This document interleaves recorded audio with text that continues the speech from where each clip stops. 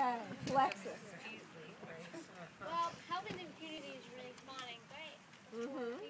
That's right. For people that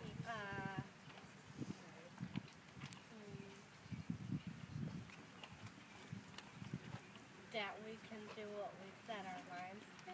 Mm-hmm. We can help anyone in the community. Yep. Community work isn't that hard. Okay. Community work could be fun and helpful. That if you try something, you might get good at it and you might enjoy it a lot. That community work is really fun and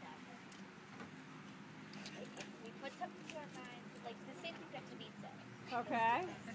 Julia. I learned that if you set your mind to something, that you can do anything.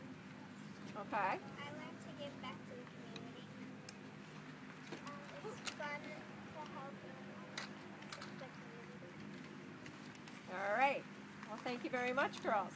So at this time, if you have any thanks or thank yous to give to your moms, why don't you give them to Yannette right now? Here you go. I will get you something momentarily. You're not here, Mom. What about me? Come over on this side. I have to get you something anyway, Father. All stand together on this side. I just got squeezed. Are you gonna die? No, I am a champion. Yeah.